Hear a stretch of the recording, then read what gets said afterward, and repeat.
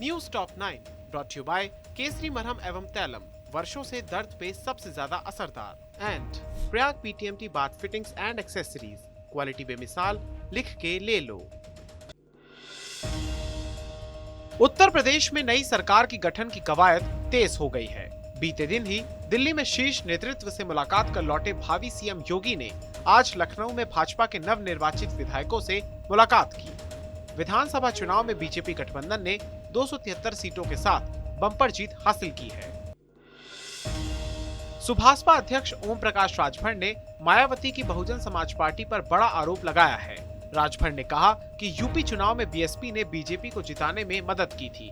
उन्होंने कहा कि बीजेपी दफ्तर में प्रत्याशियों के नाम तय होते थे और सिंबल बीएसपी के दफ्तर में मिलता था और वो इसके सबूत दे सकते हैं। बहुजन समाज पार्टी और भारतीय जनता पार्टी का मेल हो गया, जो यूपी में बड़ा खेल हो गया।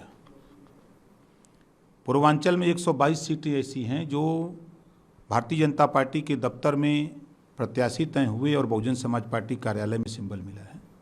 उसका सबूत, साक्ष्य मैं दे सकता हूं। अगर कोई चुनौती दे तो मैं उसको भी देने के लिए तैयार हूं।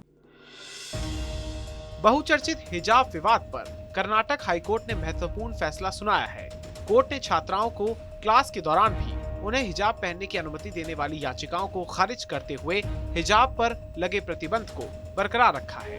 कोर्ट की तरफ से कहा गया है कि हिजाब इस्लाम धर्म का अनिवार्य हिस्सा नहीं है और स्कूल कॉलेजों में छात्र यूनिफॉर्म पहनने से मना नहीं कर सकते हैं।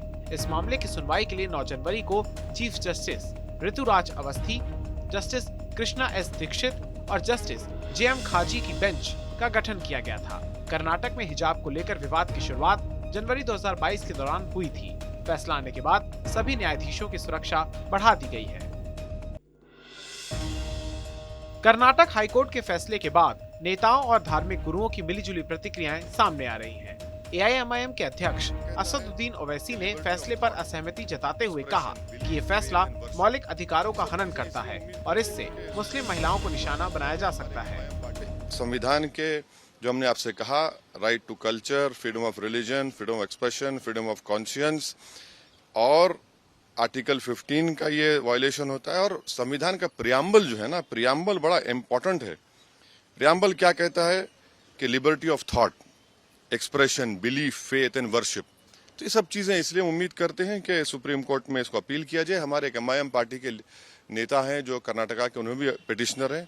हमारी उनसे बात होगी, हम उनसे भी कहेंगे सुप्रीम कोर्ट में अपील करें। और इसका एक और जो नेगेटिव इम्पैक्ट होगा, आप देखेंगे कि मुस्लिम महिलाओं पर टारगेटिंग होगी उनकी। महान दल के अध्यक्ष केशव देव मौर्य ने कहा कि सपा के गठबंधन में शामिल छोटे दलों के नेता जीत को लेकर अति आत्मविश्वासी हो गए थे, जिस कारण अखिलेश यादव भी अति आत्मविश्वासी हो गए थे। नेताओं ने बीजेपी को कुछ नहीं समझा और लंबी लंबी फेंकने लगे, इसलिए हार गए। दलों के नेता थे वो सभी इतना ओवर कॉन्फिडेंस थे, उनके ओवर कॉन्फिडेंस की वजह से अखिलेश यादव जी ओवर कॉन्फिडेंट हो गए। वो इतना ज़्यादा लंबी लंबी फेंक रहे थे लोग कि जैसे लगा कि उनका मुकाबला किसी से है ही नहीं और भारतीय जनता पार्टी का कोई अस्तित्व ही नहीं है, अकेले वो लड़ रहे हैं मैदान में। ये सामने दिखा। मेरठ के जगन्नाथपुरी इलाके में कुख्यात अपराधी बदन सिंह बद्दो के करीबियों के ठिकाने को जमींदोज कर दिया गया है। 500 मीटर में बनी फैक्ट्री में 2 स्थायी निर्माण सहित अस्थायी निर्माण बनाया गया था, जिसे प्रशासनिक कार्रवाई में बुलडोजर चलवाकर ध्वस्त कर दिया गया। ये जो आपके सामने अभी ध्वस्तीकरण हुआ है, ये पहले कभी पार्क की जमीन हुआ करती थी, अभी भी पार्क की जमीन है। इसमें धीरे धीरे भूमाफियाओं ने कब्जा करके, और इसमें जो सबसे बड़े भूमाफिया आपके मेरठ के बदन सिंह बद्दो और उनके सहयोगी, उन्होंने कब्जा किया हुआ था। और उसी में एक रेणु गुप्ता के नाम से इन्होंने यहाँ पे ये बिल्डिंग बना रखी थी, जिसका एमडी ने पूरे लीगल प्रावधानों का पालन करते हुए ध्वस्तीकरण का आदेश दिया और इसका ध्वस्तीकरण आज हुआ। बांदा में 2 युवकों ने बीजेपी और समाजवादी पार्टी के जीतने पर शर्त लगाई थी, जिसमें एसपी समर्थक शर्त हार गया और अपनी बाइक शर्तानुसार दे दी। इसकी जानकारी जैसे ही अखिलेश यादव को हुई तो उन्होंने हारे युवक को लखनऊ बुलाकर उसे 1 लाख रुपए का चेक दिया और दोबारा ऐसी शर्त न लगाने की हिदायत दी। बाराबंकी में गोमती नदी में नाव पलट गई, जिसमें सवार 20 से ज्यादा लोगों के नदी में डूबने की आशंका जताई जा रही है।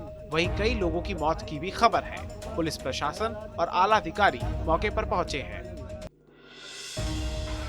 वाराणसी के मणिकर्णिका घाट पर शमशान की राख से तैयार भस्म से लोगों ने होली खेली। होली से पहले बनारस में मणिकर्णिका घाट पर मसान की होली खेली गई है। मसान की होली बनारस में काफी चर्चित है। News top 9 brought you by Kesari मरहम एवं तैलम, वर्षों से दर्द पे सबसे ज्यादा असरदार, and Prayag PTMT bath fittings and accessories, quality बेमिसाल, लिख के ले लो।